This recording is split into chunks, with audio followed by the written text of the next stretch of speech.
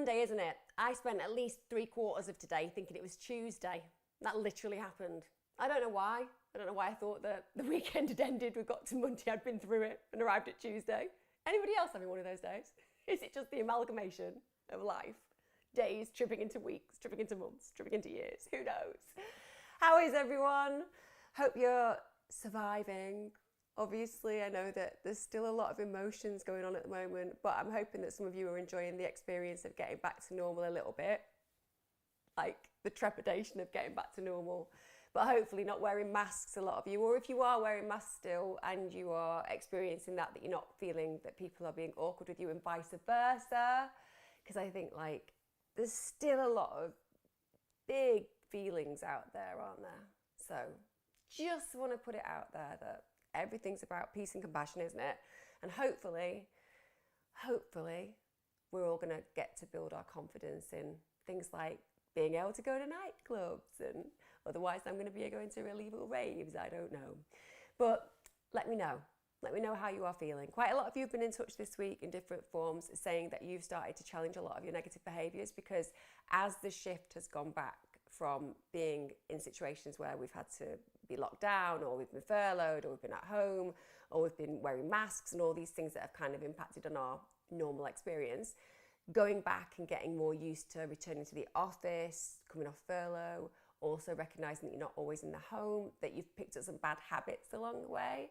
And quite a few of you have been getting in touch with me quite inspiringly to say that you've realised that you've been drinking too much, or eating too much, or kind of doing things that have been bad for you. And that recognition as things start getting back into place, that it's time to challenge some of those belief systems, is really imperative. I was actually talking today about the fact that even I'm somebody who's like going to give up alcohol for the foreseeable, not because I don't like a drink, but because I think that even I have got into a scenario where you get to the end of the day a few times a week and you think, well, I'll have a drink to symbolise that the day's over, and it kind of gets you into a pretty negative pattern, I think. And I was thinking about anxiety and the link with drinking alcohol, and don't know about any of you, but certainly for me, if I drink alcohol, I think when I wake up in the morning, I have quite a high anxiety level compared to when I don't. Not that alcohol's bad, as long as you've not got an addiction to it, of course, it's completely all right, moderation. But I just think that checking out why you're reacting and why you're responding, and also how you're reflecting on how that feels, that can be really healthy, in my opinion anyway. So just acknowledging that a few of you got in touch with me about that. Hi Emma, my 12-year-old daughter has started to self-harm. Can you give me any advice? I don't know how to deal with it. You're not meant to know how to deal with that, okay? Oh, you think that COVID's been a big part of it, ruining friendships. She's grieving her granddad, and her school friends have been bullying her for the first year. She has no friends. She's the most amazing person, loving, caring, clever, mature, so beautiful, just massively lacking self-love and believes what the bullies say. So first of all, I just want to acknowledge the fact that your daughter has been being bullied. You've put by friends, but they're not friends.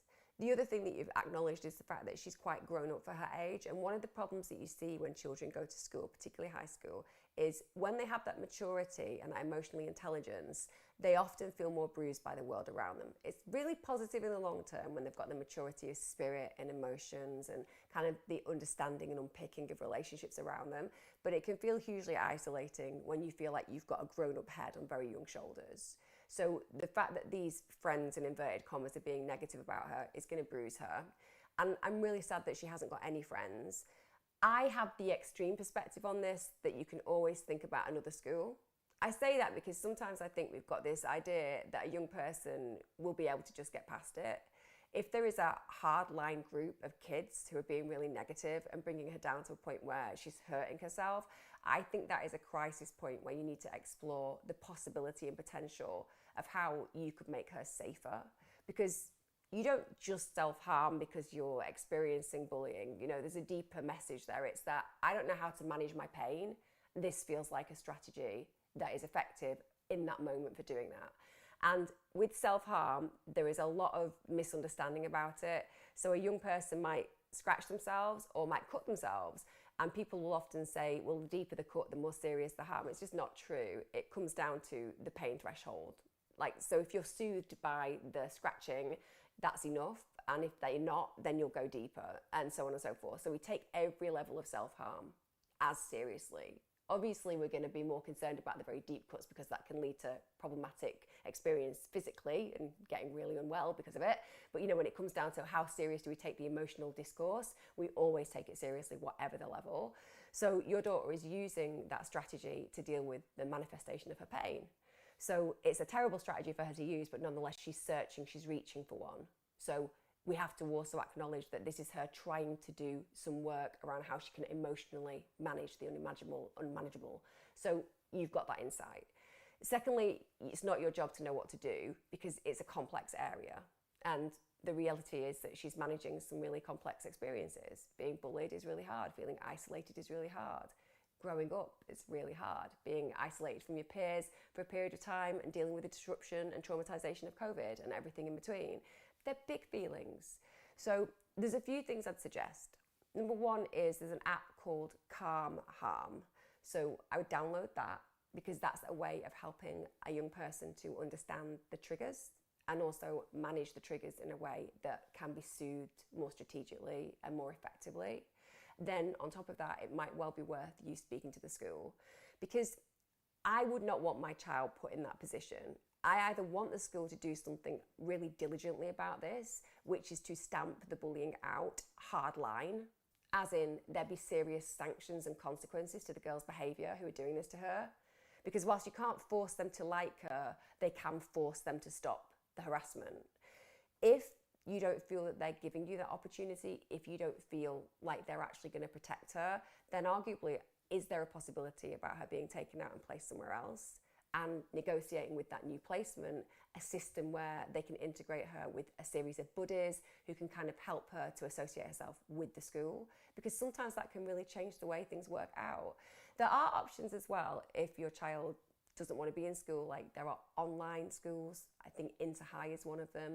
You can literally do your GCSEs at home if you want to do that. Not that that might be the ideal, because I imagine you want her around peers. Also, what kind of strategies has she got in her life that are external to school for meeting people? Can you get her involved in something like martial arts? I always say that because I think it's really good to feel badass in the way that you are physically. If you feel strong, if you know you can fight, I'm not suggesting that you want to tool up, go in, sort them all out. I'm saying the state of mind that you have when you feel badass is powerful. It makes you feel like you're in control.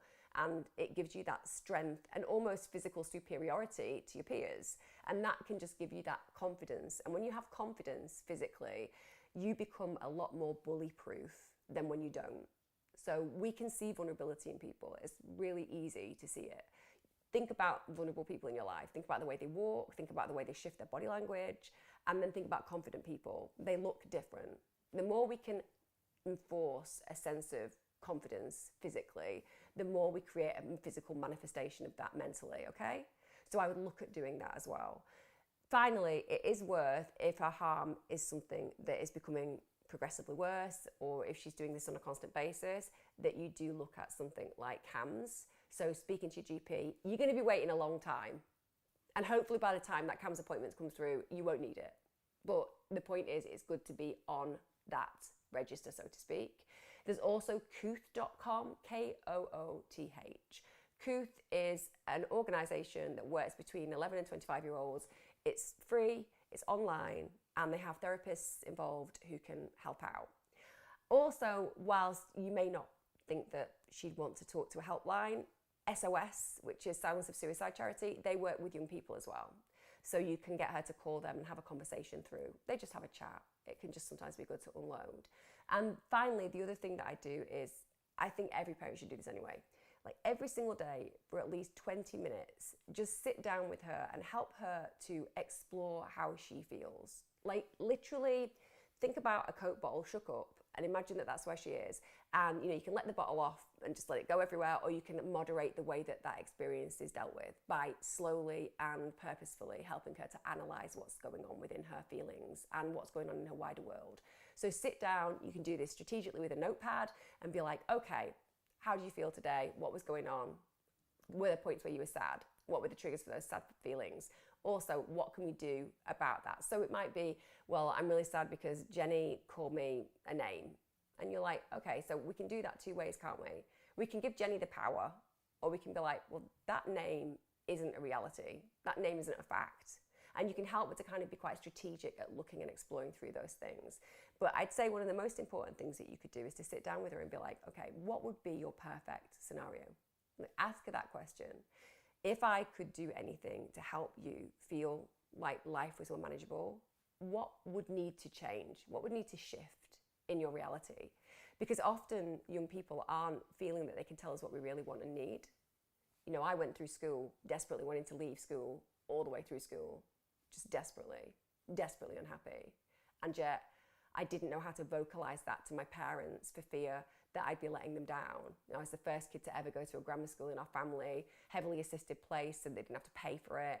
All of these things that made me feel that if I told them the truth about the fact that I was just so depressed about being there and so out of my depth, that I'd be letting them down. Now I've always come from the other angle where with my children it's been, okay, how can I find where you are, meet you in that space and make you feel so supported that you're never going to feel like you fail me.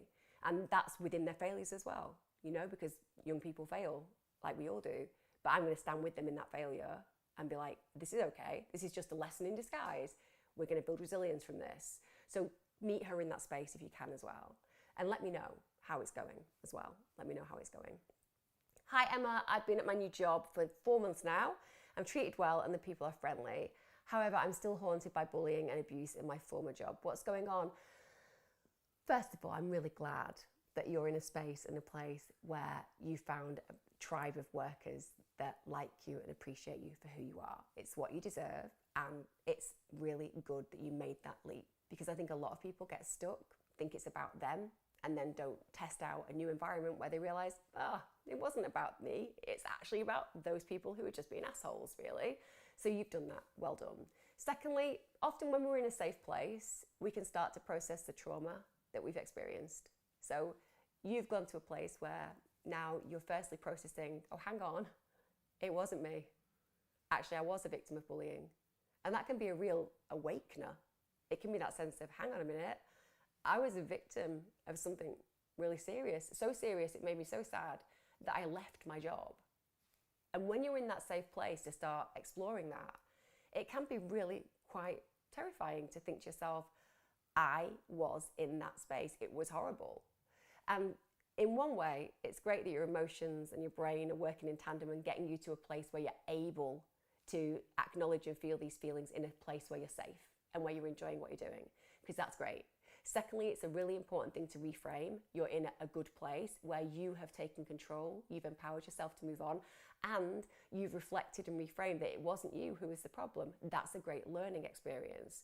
But the wounds of being bullied can have ramifications that last a long time. And I guess it's about saying to yourself that you were a victim and that was very painful, and acknowledging that and being okay with that.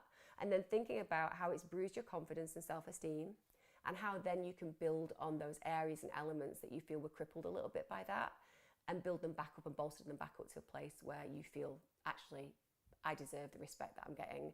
I deserve the respect that I'm getting for my job, my profession, the way that my personality is. You know, I'm getting this because of who I am.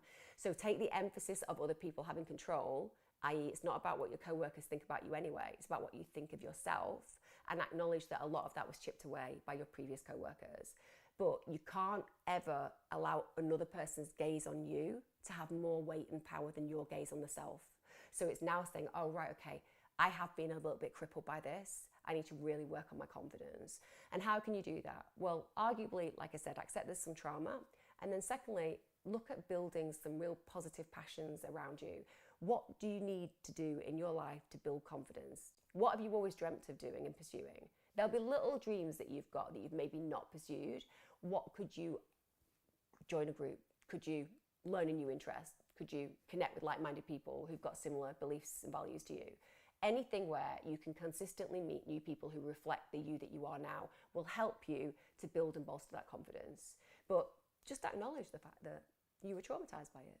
It's horrible being bullied. It really is. Because you sit there thinking, what the fuck's wrong with me? Why are people picking on me? And when research looks at this, it's because you're a sensitive, nice person and you take people's beliefs about you seriously, which in the right place is great. Because in the right place, where people treat us with respect and we do something wrong and then somebody picks us up on it, it's a great experience. We're like, oh gosh, I want to learn from that. I want to grow. But when nothing you do is right because they've just decided that you're going to be the person that they're going to abuse in that way, then you end up feeling that nothing is safe, which is why you have to bring it back to that, what can I control within my own world? There will always be people out there who are nasty and cruel. There'll always be bullies, but they select their victims very efficiently, and it tends to be people who are sensitive in nature and take the world seriously about the impact they have on it. So you have good traits, it's just that people use them negatively towards you, and building that confidence and sense of self. And it's not about becoming a bit of an arse. I'm not saying that you have to become some kind of like overconfident, arrogant person, but I'm saying that it is important to know what is right and to be strong in that. You're a good human. You've got evidence of that, which is why people like you at work. And now it's about saying, I'm never going to be in that space again. I'm not going to be that victim anymore. I don't deserve that. I'm better than that situation and state. I'm going to be a survivor, and I'm never going to put up with it again. And like looking at how you can build the confidence around those variables. That's what I'd say. When are we moving to Portugal? Oh, like it's not just like an instant thing. Like there's quite a process. So yeah, I've been looking at starting a bit of a community and growing and doing off-grid and things like that with satellite internet, of course. I could never be without my internet. I'm not that off-grid. But yeah, I'm looking in August to see some different places that we'll have a look and see what's going on. It depends what the world is like, doesn't it? You know, it depends how it's going to progress and what areas are going to be under what kind of belief systems and rules and all the things that go in between that. So I'm going to go in the end of August and have a look and then see how I feel about it and so on and so forth. But I think a lot of us are going through transitions, aren't we? I think that I often talk to people in therapy about, as you all know who come to my regular lives, I have a really strong belief system in consciousness. I think that human beings are energy. I think that we're all connected in one way or another. That's why I talk about us all having far more that we believe similar to one another than are different from one another. It's the way that I kind of cope in the world. So even when I'm getting like hate and abuse online by people who I think sometimes aren't very well, or just plain nasty because they have a streak within them that they just need to experience some kind of violence towards another human being in the written word, it can be really easy to kind of get frustrated by that. But instead I'll always think, well, actually, I bet if we were just in a coffee shop together, there'd probably be loads of things that we'd connect over, because that's what humans are like. We are really, really capable of connecting. And so my thoughts and feelings about energy and universal experience is that constantly you're getting told in different ways what's right for you and what's wrong for you. And sometimes we cling on to the things that we keep getting punched in the face over. You know, like a universal punch in the face. You know, when things go wrong and then you keep trying to work at it and then they go wrong again. And it seems to go bigger, the wrong situation. And you think that this is a crisis that I'm going to still manage. And then it becomes even more of a crisis.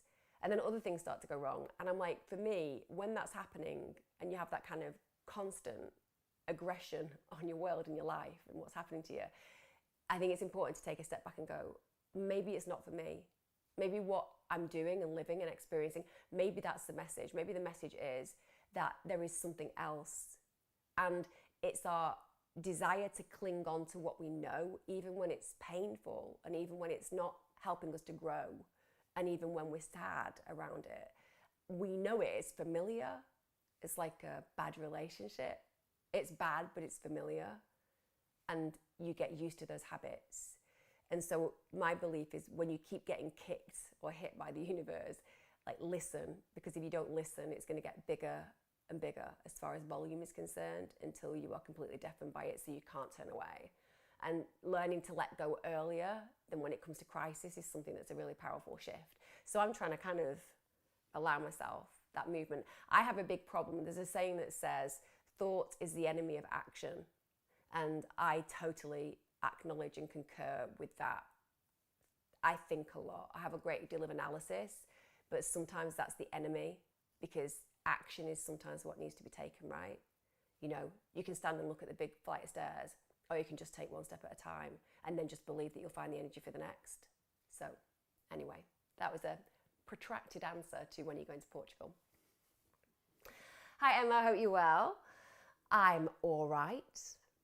Just looking for advice after hitting a crisis point almost 5 weeks ago. My whole family have decided not to speak to me, which I've now accepted, even though it does hurt. I bet it hurts. So I live by myself, no friends, and only support I've had in years just told me that she's moving quite far away shortly. Incredibly saddened by this. I've never felt so alone as I do now. I have a long history of self-harm.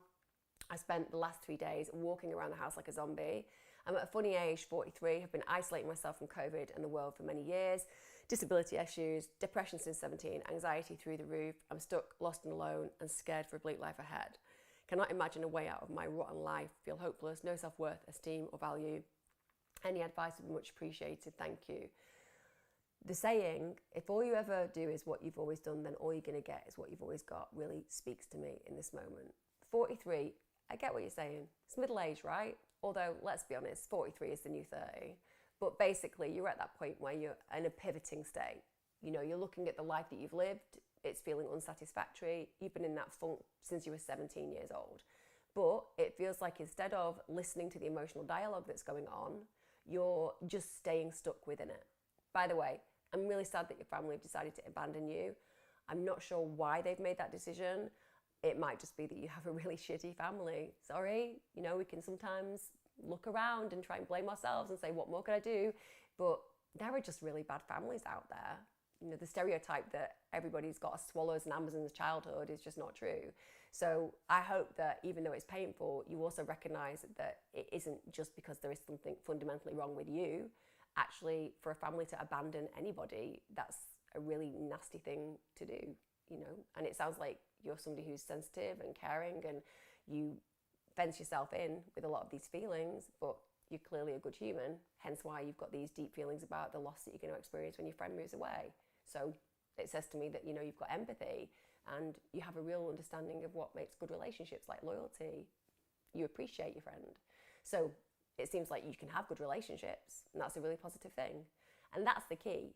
The key is that you've got anxiety and depression, but also you're isolating yourself from the world. So what we need when we feel depressed is connection. What we need when we're anxious is soothing. And that can't come in the form of 4 walls.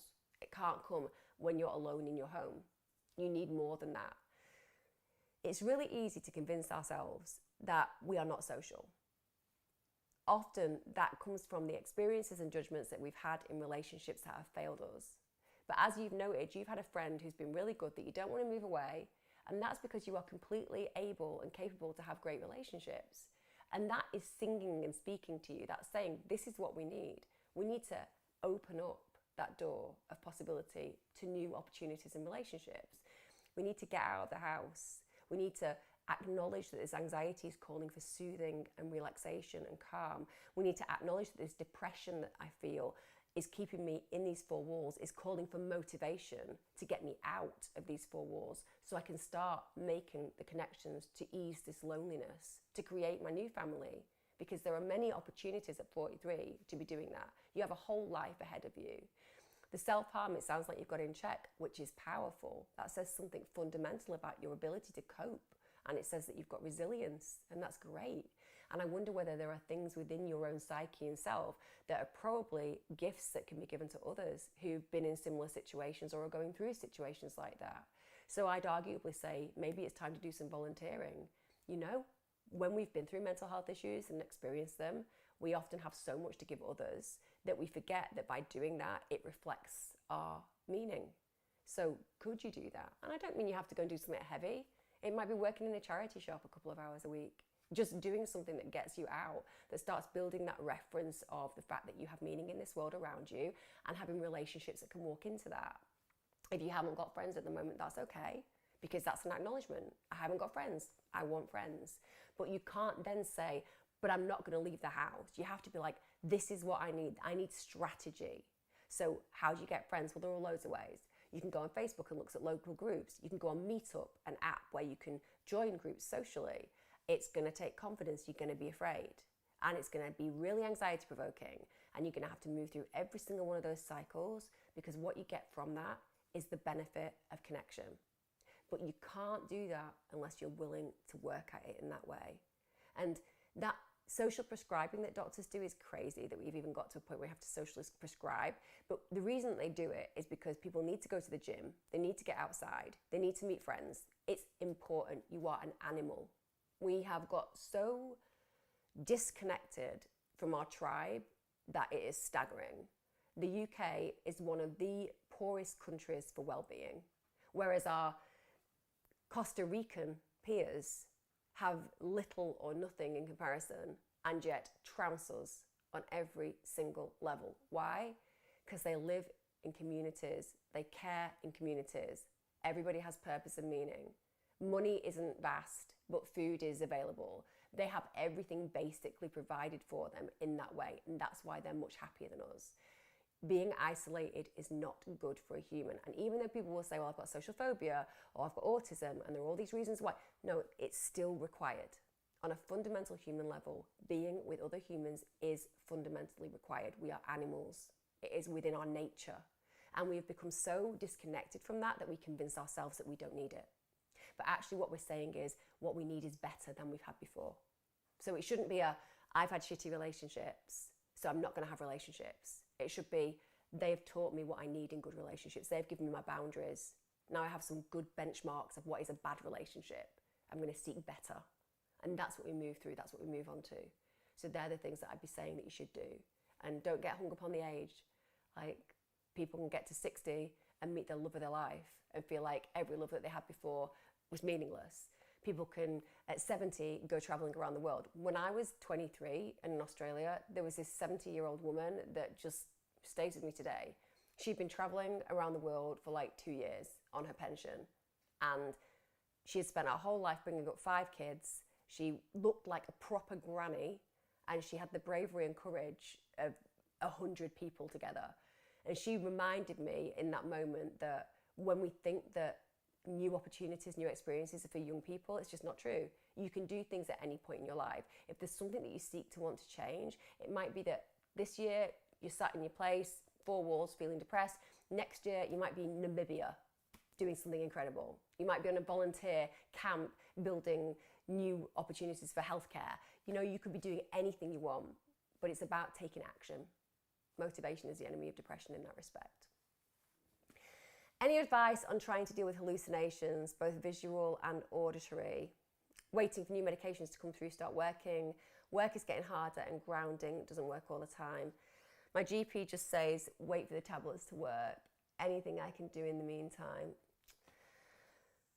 I mean, it's really hard when you're dealing with those kind of hallucinations. And I mean, auditory and visual hallucinations can be really, really scary and really disconcerting. And it's not as simple as just saying to someone, go and relax and chill out and take some time to do some meditation. Arguably, this is very, very real for you, and consequently, you're probably dealing with quite a lot of panic and fear at times. And even though it seems like you are rational around your problems and you're rational around your mindset and you know why this is happening, it's frustrating and scary. So first of all, I'd just say I think your GP is right as far as, you know, until whatever medication that you're on kicks in, then you're going to have to be patient. But secondly, like, what are the variables that you can create in your life that give you a little bit of support within that? So you could look at joining Headspace, for example, and looking at some of the programs that they do.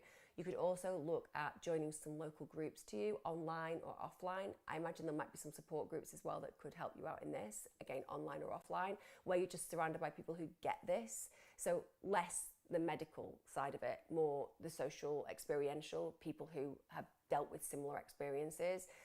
Anything where there are online forums and you can just kind of talk with people who get it, that will help a little bit to alleviate some of those feelings that you're going through.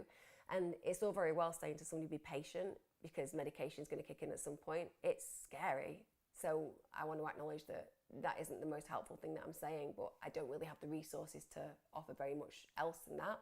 If you could, I don't know whether you can, if you could afford some private therapy, obviously that's going to get you a much quicker opportunity to talk to somebody about some of this, because even though you know what's going on, it can be really helpful to just be sat present with somebody where you can just express it.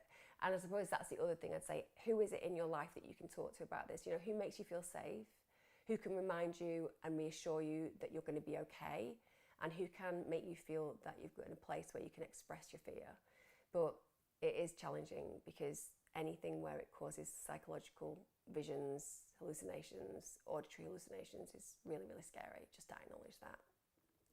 Hi, Emma. A couple of weeks ago, I was under critical care in hospital with acute, possible pancreatitis. I've had pancreatitis. My gallbladder's gone because of that. They told me I might not make it. I was so relieved. Been in hospital numerous times with suicide attempts. Currently upset that I survived. People continue to tell me, well done for pulling through. They're kind, but I just feel selfish that all I was hoping was to be gone. When you've tried taking your own life, there's a lot of responsibility there, isn't there? You know, when you try taking your own life, you feel that people around you are going to be wounded and devastated because you made a choice to do that. So I can kind of understand that feeling when you're in a situation, although pancreatitis is a bastard, you know, the pain is unreal. I have lived it, it's horrific. So you would have been in a great deal of pain and probably morphined up a little bit as well. And remember, that makes you feel kind of in a little bit of a bubble. So you were probably going through quite a lot of psychological feelings there. And then of course thinking, well, I wouldn't be responsible for this death.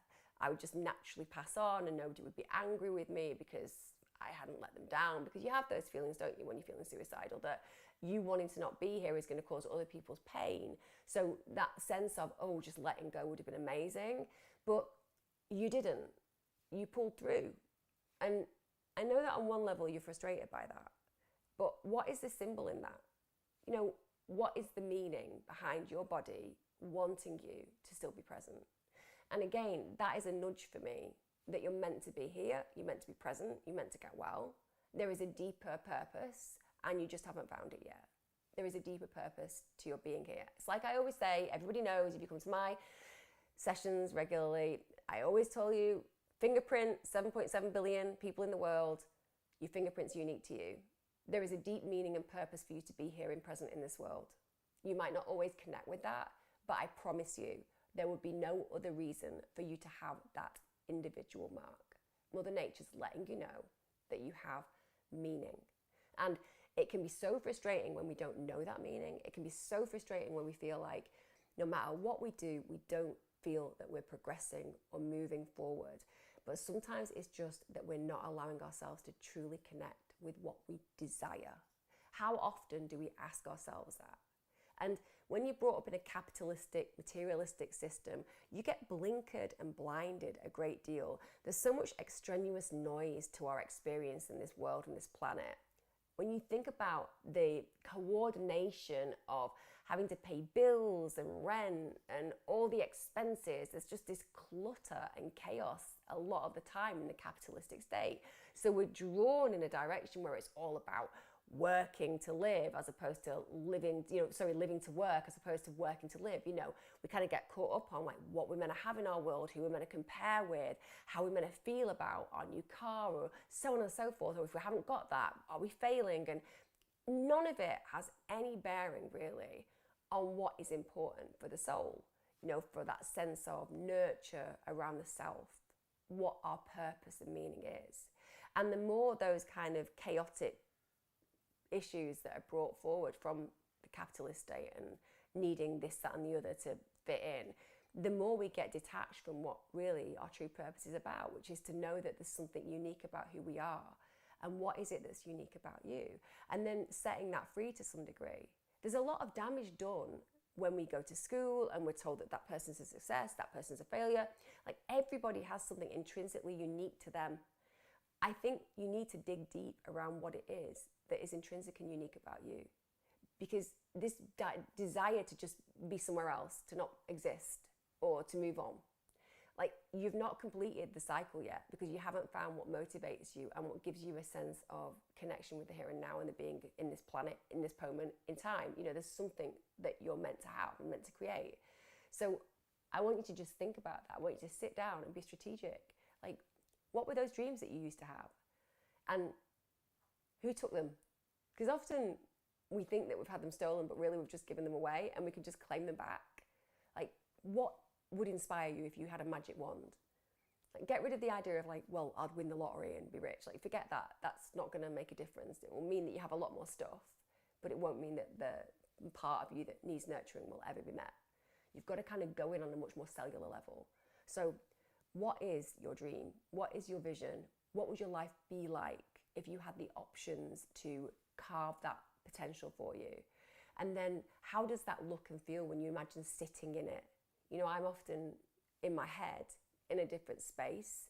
I allow myself to kind of look at a place I'm going to be, and I volumize and I amplify that picture. And I believe that by doing that, I'm walking towards that system that I've created in my mind as my purpose and goal. And everything that I do is around that stuff. So I want you to try that as well. I really do. I want you to try that. And I appreciate where you are at the same point. And I do want you to acknowledge that you survived, and try to reframe that and go, you survived for a reason. But don't feel guilty for the way that you felt. You beat yourself up enough. Why would you want to beat yourself up anymore? You don't need to be. You know, it's great that you survived, but it's completely okay that you didn't want to. Hi Emma, I'm looking for some advice. I was raped last year by a family member and I'm struggling with depression now, really bad. Is there any advice you could give me to control my nerves and open up in any way without having to talk to somebody about it? I also struggle with worrying about people leaving me and being alone. Different compartments there. It's really challenging if you've been raped by a family member because you're still in the family. So that doesn't feel safe for me. You can't just compartmentalize it and be like, I don't want to talk about it. I don't want to do anything with this. I just want to feel all right. Because you've been highly traumatized. You've been raped. That's a huge violation of you and your personal space and your sacred space. You know, that is a complete crime. And you have to see it in that context. And the fact that the family member is still walking around and free, that is concerning for me to hear, because of the fact that that person has access to you and to other people. And that isn't a responsibility that I'm saying you have to shoulder burden-wise. It isn't. But equally, you have great worth. No one had a right to do that to you. And you trying to put it in a box is just going to make the box unmanageable to keep closed. So what will happen is you'll package it away and then it'll just like explode at some point. Or you'll package it away and think that you're okay, but then whenever there's like any kind of slight trauma or crisis, you'll just completely fall apart because you can't manage that kind of trauma by yourself. So what would I do? I would strongly urge you to speak to the police. I know that you probably don't want to hear that, but I would strongly urge you to do that because you have been violated and you deserve to acknowledge that you have a right to have that taken seriously. And you can't deal with something without opening up to some degree when it's this big. I mean, you can journal, you can write poetry, you can do creative art classes, you can use those kind of expressions to help manage the alleviation of some of the anxiety, of course you can. But you got raped. You know, it's a massive criminal offence with a very heavy sentence for a good reason. And I'm worried that you're still seeing that family member, meaning that you are not safe. And there may have been a year past, but nonetheless, that makes every single day a fearful experience that they could have access to you again. So I just want to acknowledge that. When it comes down to the type of therapy that I recommend for things like trauma, it would be EMDR. EMDR is a really good way of dealing with the neutralization of feelings and fears and experiences that have been highly traumatic. It doesn't mean that you leave them behind fully. You know, obviously we can carry with us our memories, but they believe that it reprocesses the way that we think about certain things. It gives us a less somatic experience, a less emotional experience, and a more neutralized, objective perspective.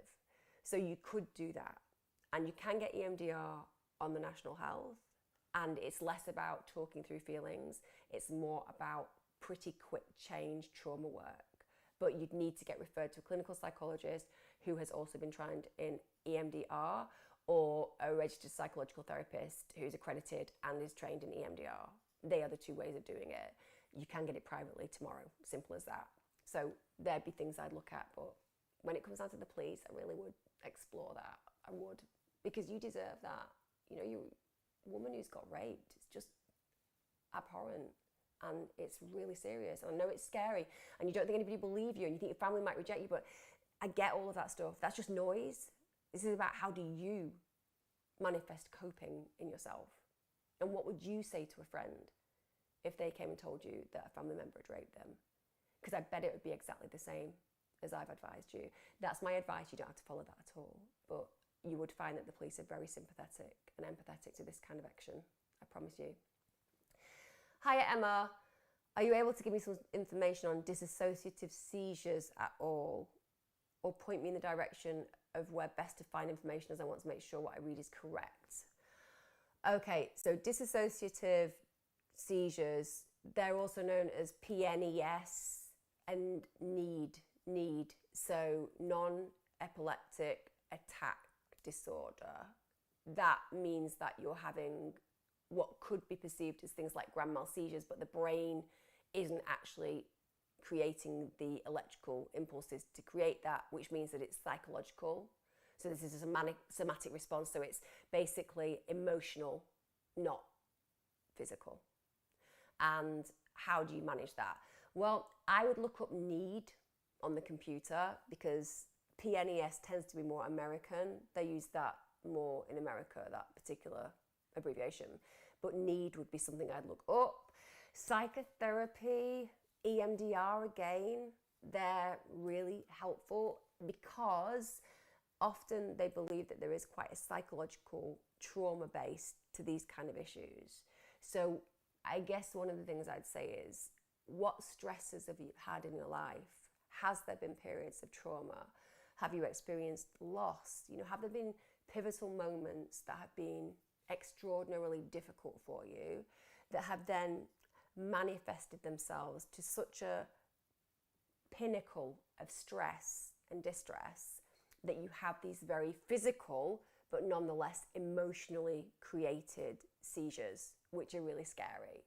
Because I think that would be hugely helpful for you, just to kind of explore that. And when it comes down to what is the best thing to do, well, talking therapies are really helpful. And as I said, EMDR if there is trauma to that. But I would look up NEED. There are support groups that you can connect with in forums. And again, I like finding my tribe. Whenever I've got something going on in my world, I'm like, okay, where's my tribe? Who can I relate to and have those relationships with who get it, who get how I feel? I imagine that NEED is really frustrating because you would much rather have somebody go, you're epileptic, here's some medication. I'm not saying for 1 minute that it's easy to be epileptic at all. I'm just saying that at least when it's physical in that way, you can kind of see it. You can see the way the brain is lighting up when those kind of issues are occurring. And it makes you go, okay, that makes sense. When somebody says to you, actually, it's non-epileptic attack disorder and we don't know what's going on for you, you need to figure that out, it's really frustrating. So aside from that, anything that can bring relaxation, because high stress can create those seizures. I'm going to throw in things like dogs, because if you haven't got a dog, dogs can be really helpful. They're really calming. I'm not saying everybody should go out and get a dog who's got issues around anxiety, but I'm saying if you've got room in your life for a dog, they are really helpful at reducing stress. So even the physical action of stroking can help. And also there might be opportunities if you look at the support dogs. I don't know whether NEED would fit in with that. It might do, but support dogs that are acutely trained in how to help manage those kind of situations, that might help you as well. But relaxation, anything that can bring that down. So even things like acupuncture, reflexology, obviously meditation. Loads of free meditation available. I do loads of it, but there's massive expansive amounts on the web. So try that as well. I don't know if it's too late, but my son has just started sex education at school. I cannot cope with what the teachers are asking me to go through with him. He missed some as he was unwell, and they sent me some sheets to go through, but I can't face it. What shall I do?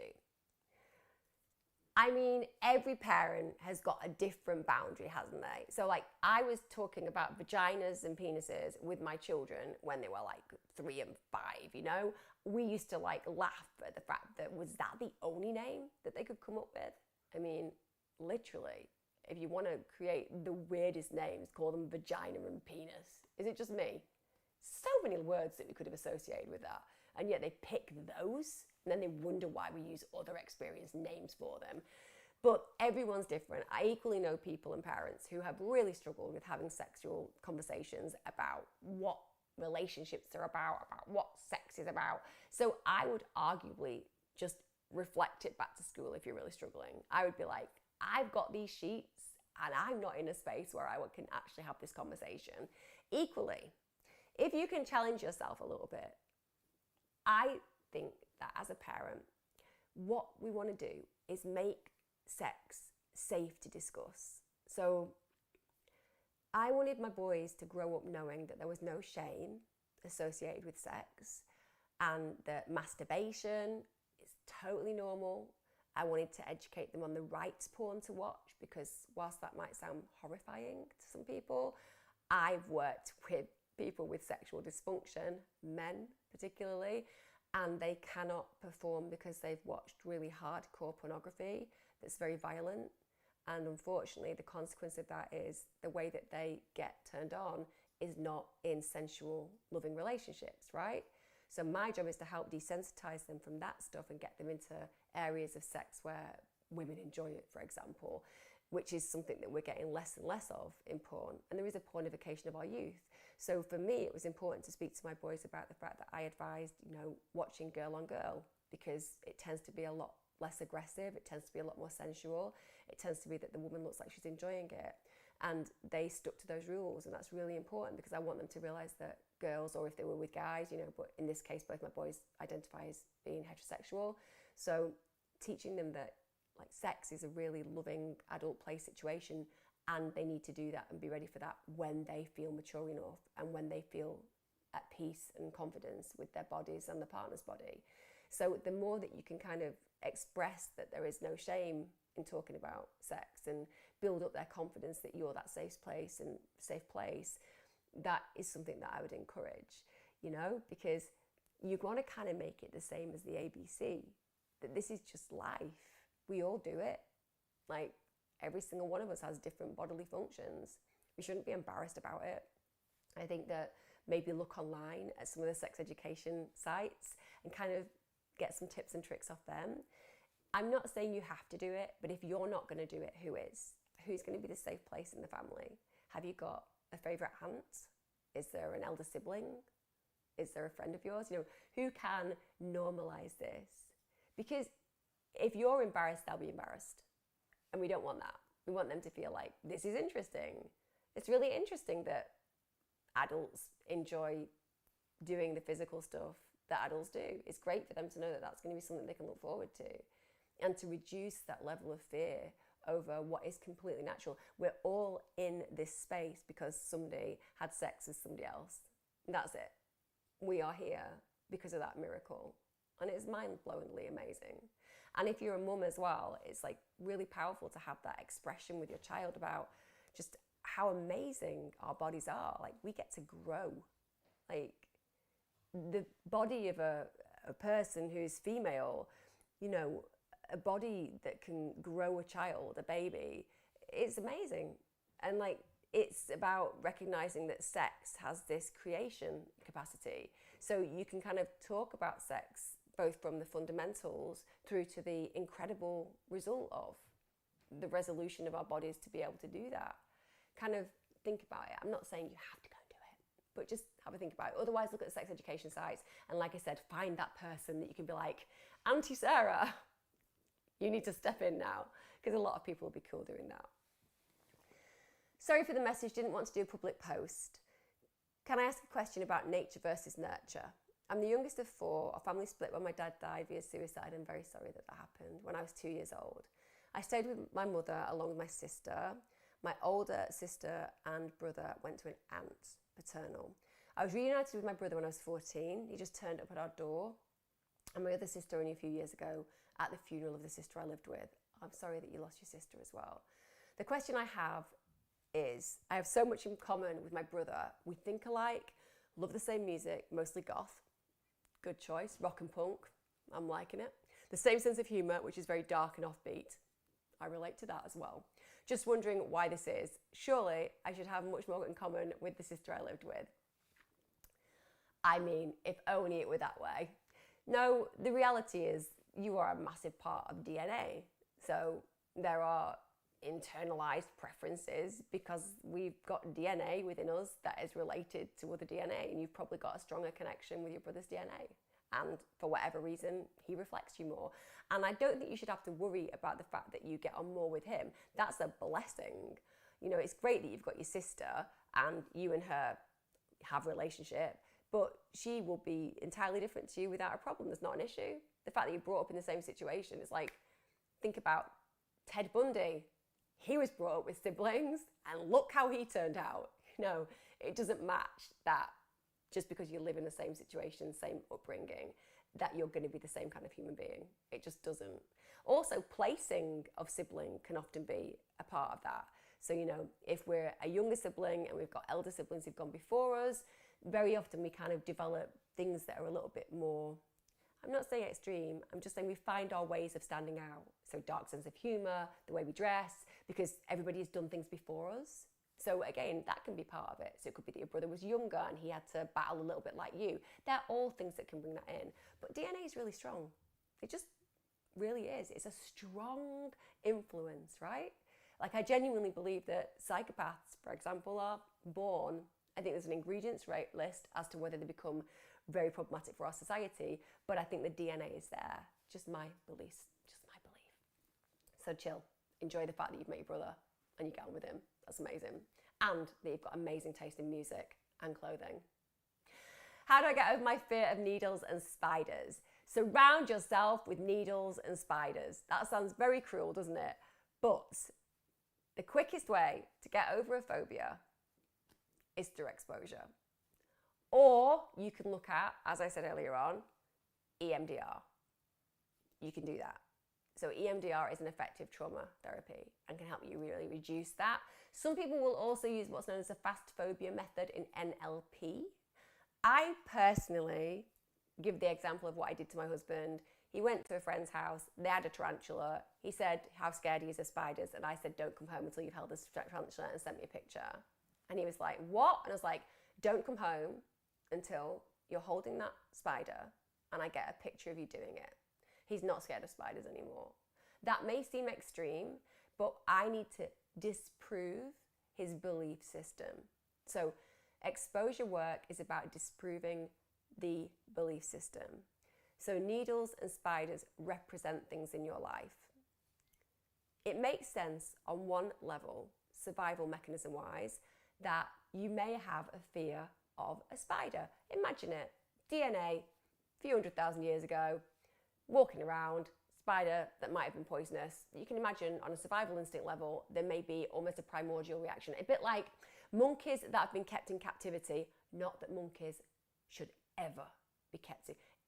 It drives me mad, guys. I hate animals in captivity. It's awful, unless there's some really severe reason like rescue and they would never have survived. I just don't like breeding for zoos and stuff like that, but let's put that aside. So a monkey that's bred in captivity, never had any experience with other animals out there, they freak out unbelievably when they see a snake, because even though they've never seen a snake, there is a hardwired survival mechanism that says in their DNA, get the hell away. So on one level, you can imagine spiders could represent that. Secondly, needles. Oh my God, what's a needle? That could do me damage, right? So there is a survival mechanism. You've probably got a really good survival mechanism, but you need to desensitize yourself. The volume needs to go down on it, because you're not going to be in danger in the UK with spiders, and you're not going to be in danger with needles. So exposing yourself to it can be really helpful. Now, how can you do that at home? You can watch documentaries on spiders, not scary ones, you know, incredible things. How they weave webs, they're beautiful, right? You can get yourself nearer a spider in the house. Instead of going right up to it and freaking out, you can just kind of watch how beautiful they are. Anything that can bring you exposure to it. You can, with needles, allow yourself to just hold a needle. You know, you don't need to do anything with it. It could be a sewing needle. Then you can allow yourself to watch maybe somebody injecting things on television and so on and so forth. This is exposure therapy that you can do yourself. But you could also look at CBT and, as I said, going to a specific exposure therapist who will work with you through that. But they are all things that can easily and quickly be done. I promise you, I worked with a woman, I've probably talked about this before, she had a massive phobia of tomato ketchup, and within an hour I had a painting in tomato ketchup. that was nothing that she believed was possible. But what she realized was that she had been putting all of her emotions, all of the sadness and anxiety that she felt not entitled to, because she liked her life. You know, she looked at her life and she had all the things that she thought were right in her world, and yet she felt depressed and anxious. So because she didn't feel like she was entitled to those feelings, she used to just put them in a box, and whenever ketchup was there, it represented that sadness, that depression. When she was able to see that she was entitled to those feelings, and that the ketchup didn't need to be a representation for that, she could just allow herself to acknowledge it and work with it, it found its place. It was doing a job for her. So what kind of a job do those do for you in your life? What's it representing, and how is it working for you in certain situations, right? It might be that you're manifesting your feelings and placing them there. That's just a theory, by the way. There's lots of other reasons why it could be that way. But exposure work is the best. Right, guys, I'll see you again soon. By the way, if you want to watch any crime, I'm going to be on Wednesday and Sunday. For those of you who don't know, I do my crime YouTube, which I love doing. I'm obsessed with it. And thank you to all of those of you who are supporting me on Patreon. I really, really appreciate it. Take care, guys. See you soon.